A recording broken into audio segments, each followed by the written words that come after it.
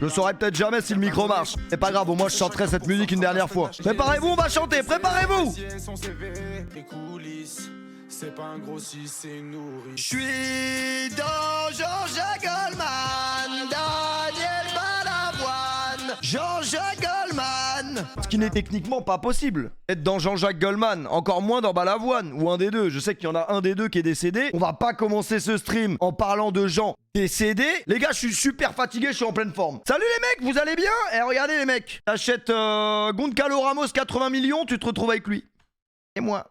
Je pense quand même que j'aurais eu une occasion de plus que Ramos ce soir, mais ça c'est après, le débrief du PSG c'est plus tard. Voilà, on va parler de Dembélé, on va parler de Mercato, Neymar, Verratti. Donc après voilà, je suis très fatigué mais à la fois très en forme, et ça c'est inquiétant. Donc ce que je propose en vrai c'est que tu prends une Red Bull, t'en prends une autre et puis tu mélanges les deux directement. Bref, la moustache de Dembélé est effrayante, je vous le dis directement. Après, on n'est pas là non plus pour débiter. C'est comment que Antonetti il était là pendant tout le match, j'ai regardé son match, j'en pouvais plus les mecs. J'étais là en mode la tournée au Japon, et j'étais entraîneur de Paris et l'accélération. C'est les accélérations, c'est les possessions. C'est Mbappé, Dembélé, c'est les accélérateurs. Et Usain Bolt, c'était un accélérateur. C'était un noir qui courait très vite, c'était un accélérateur. C'est ça qui manque au PSG aujourd'hui.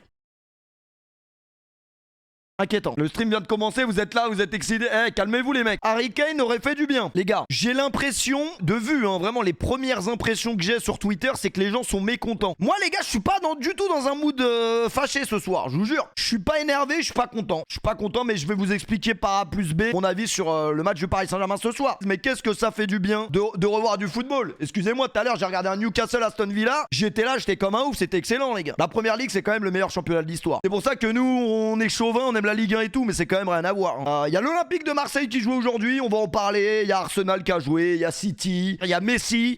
Messi qui en est à son 16e but en 4 matchs en MLS.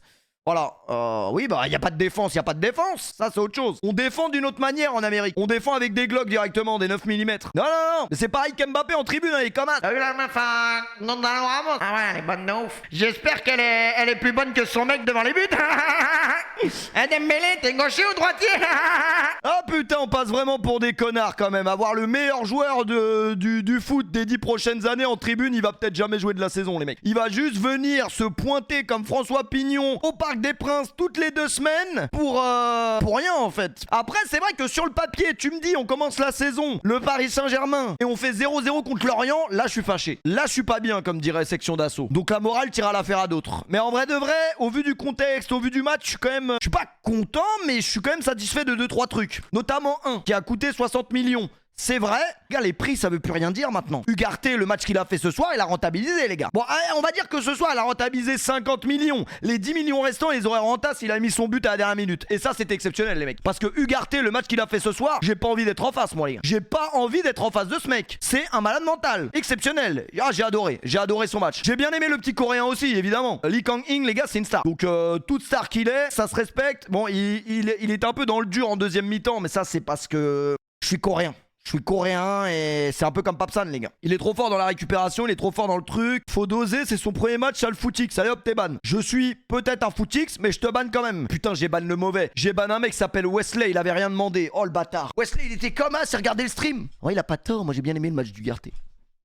Putain, je peux plus écrire. Ah désolé Wesley, excuse-moi. Attendez, je vais essayer de te débanner. On a quand même signé Ousmane Dembélé. Je suis désolé, moi, à partir du moment où tu signes. Non, mais désolé, Dembélé, il a signé. S'il est prêt à faire le débile en interview, pourquoi il est pas venu jouer 15 minutes au parc ce soir, là? Il a quoi? Il a mal quelque part encore, là? Déjà? Je suis un peu déçu, mais pas trop. Pas trop. Vous en avez pensé quoi du match du Paris Saint-Germain pour ceux qui l'ont regardé? Je pense que tout le monde l'a regardé, en vrai, les gars. C'était le seul match de 21h. Il y avait peut-être le Real Madrid en même temps ou un peu après. Mais bref, on est français, donc on regarde le PSG. Franchement, c'était un match de merde, mais...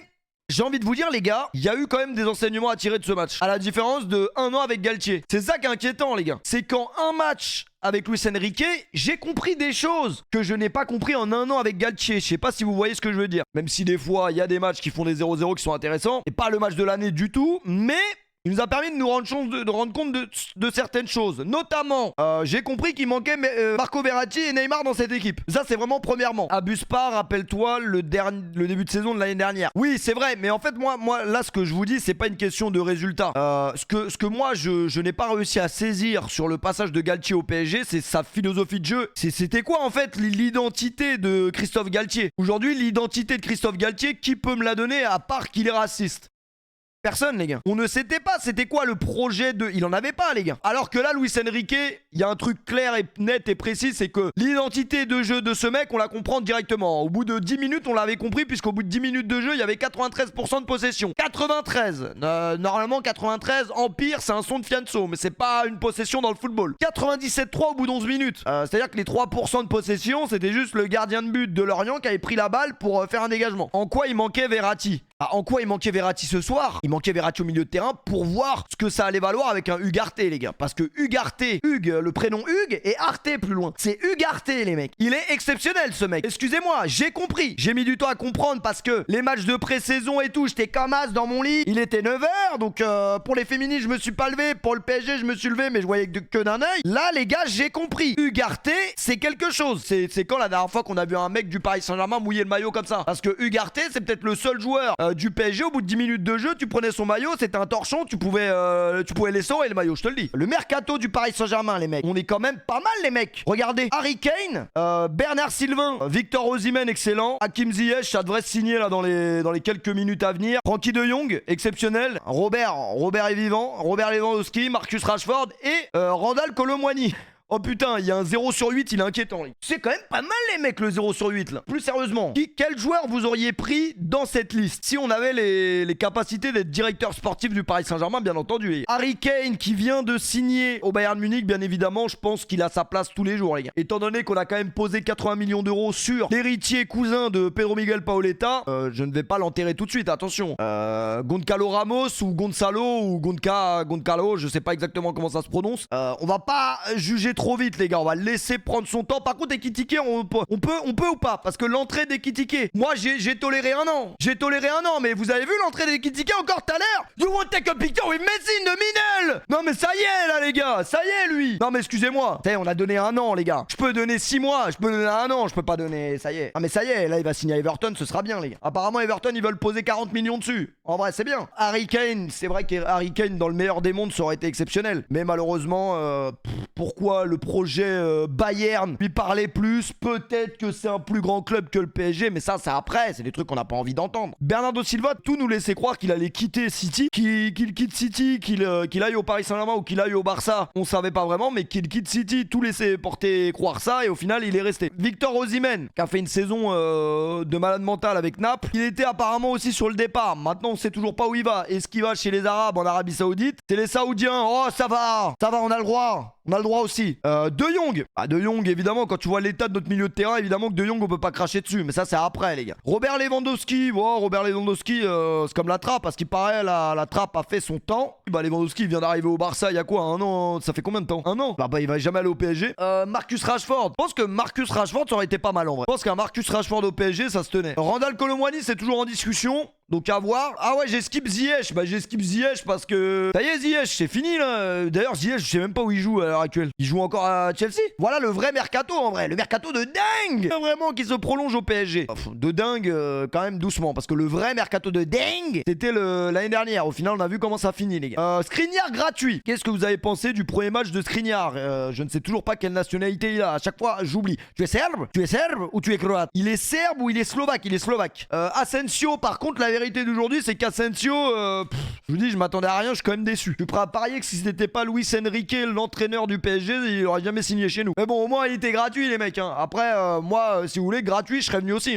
Ugarte, 60 millions. Alors oui, c'est vrai que en fait, ce qui a déplu chez les supporters parisiens quand ils ont vu Ugarte arriver au milieu de terrain au PSG, qui est quand même un secteur qui est très défaillant depuis des années. Parce que la vraie vérité, les gars, la vraie vérité depuis des années, pourquoi le PSG enchaîne les contre-performances et les déceptions, c'est principalement à cause de son milieu de terrain. Même si l'année dernière, on essayait de nous faire croire, mais non, c'est parce que c'est Messi qui nique tout et puis ils descendent pas défendre, etc. Et le vrai problème, c'est notre milieu de terrain depuis des années. Et c'est vrai que quand Ugarte signe au PSG pour 60 millions en provenance du Sporting Portugal, les gens se disent directement, mais c'est qui Maintenant, 60 millions, c'est vrai que ça paraît très cher. Mais aujourd'hui, les gars, qu'est-ce qui est cher et qu'est-ce qui est pas cher? Ouais, Ugarte, on va revoir un petit peu en image. Mais c'était vraiment impressionnant, en tout cas, le match qu'il a livré ce soir. La cerise sur le gâteau qui aurait fait que ce mec aurait déjà marqué l'histoire du PSG et que l'histoire allait être trop belle, c'est s'il avait marqué sa dernière action. Parce que 94e minute, il envoie un pétard. Malheureusement, elle est pas déviée, mais elle est dévissée. Si Ugarte avait marqué ce but à la 94e minute pour nous donner la victoire, premier match de la saison, ça aurait été vraiment beau. Kang In Lee, les mecs, qu'est-ce qu'on en a pensé du bon vieux Kang In Lee? Franchement, très bonne première mi-temps. Kang In Lee, les gars, c'était la première fois que je le voyais vraiment en action. Le premier match contre le Havre, je l'avais pas vu jouer. En fait, quand il touche le ballon, il est trop vif, les gars. Il est trop vif. Tu sens que c'est pas un mec, il est nul au foot. Deuxième mi-temps, on l'a beaucoup moins vu parce que il était éteint, je pense. En fait, ce qui m'inquiète, c'est que vraiment, offensivement, dans ce match, j'avais l'impression que le seul mec qui pouvait marquer ce soir, c'était Hakimi. En fait, si je voyais pas Hakimi devant, je me disais, là, il y a pas but. Ça qui m'inquiétait un petit peu, les gars. En fait, le problème de Ramos, c'est que ça va être un Icardi. J'ai l'impression, hein. Je pense que ça va être un Icardi. Ça veut dire s'il est bien servi, s'il est bien viscère, il va marquer des buts. S'il est pas viscère dans de très bonnes conditions, ça va être inquiétant, hein. Lucas Hernandez, ça va. Je l'ai pas trouvé ouf offensivement. Je l'attendais un peu plus offensivement ce soir. Péfut, accord, PSG à Hilal pour Neymar. Arrête, il va pas aller en Arabie Saoudite. Arrêtez les gars, il va pas aller... Mais non, je peux pas croire que Neymar va signer en Arabie Saoudite, là, je peux pas croire. D'un point de vue extérieur pour le football, hein.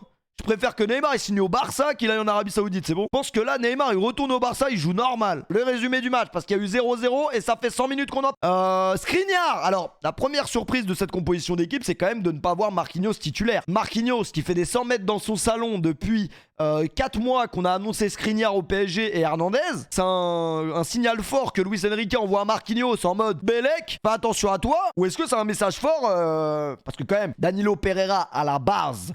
C'est vraiment à la base, hein. Il était pas fait pour ça, les gars. Marquinhos, t'es sur le banc, tu vois que c'est Danilo Pereira qui prend ta place défenseur central. Tu dois quand même cogiter et te dire, il se passe quelque chose là. Tu dois être inquiété. Et Zaïre Emery, enfin titulaire, puisque c'est vrai qu'avec Galtier, il n'était pas titulaire.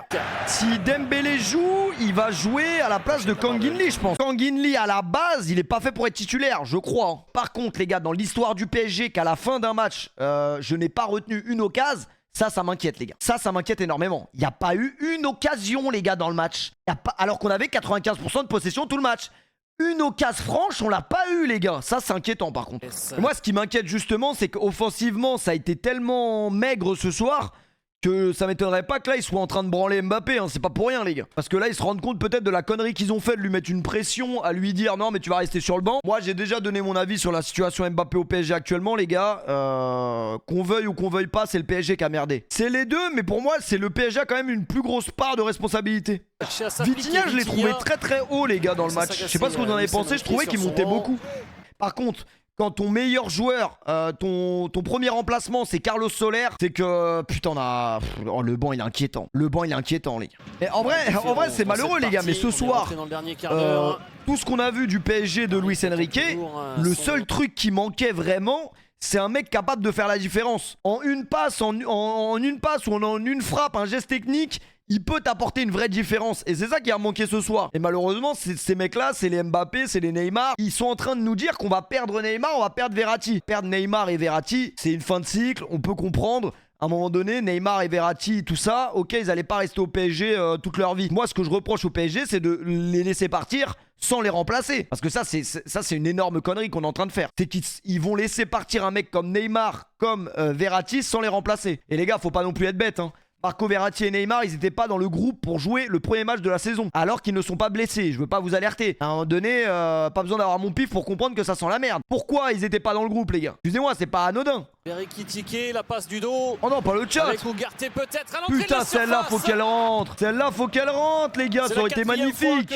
Les enseignements à tirer, c'est que le PSG, au moins la philosophie de jeu de Luis Enrique, on l'a compris direct. Ça, on pourra pas lui enlever. On a très vite compris ce qu'il veut faire. Moi, je pense que le seul problème, la composition de ce soir, c'est qu'il n'y avait pas des mecs talentueux comme ces deux mecs. Avoir la balle, la possession, c'est marrant, mais si c'est une possession stérile et que t'as pas d'occasion derrière, ça sert à rien. Et malheureusement, c'est un peu ce qui s'est passé ce soir avec le PSG. Mais sinon, on a quand même vu des bonnes choses en vrai. Déjà, Ugarte, c'était une très bonne surprise. Moi, je savais pas vraiment ce qu'il valait. Donc, c'était plutôt une bonne surprise de voir ce qu'il a fait ce soir. Et malheureusement, derrière, offensivement, c'est vrai que c'était maigre, hein, on va pas se mentir. On a fait 0-0 contre Lorient au parc, on peut pas se contenter de ça. Maintenant, les 3/4 des joueurs qui étaient dans la compo de ce soir, il y avait 6 joueurs différents de la saison dernière. Faut quand même aussi, tu vois, faut le temps quand même que ça se mette en place. Les mecs n'ont jamais joué ensemble. Ça reste encore trop neuf, trop récent. Donc, on va laisser encore quelques semaines passer avant de tirer des conclusions trop hâtives. Mais on a vu des bonnes choses, mais malheureusement, dans un match comme ça, ouais, un mec comme Neymar, je pense qu'il aurait vraiment servi.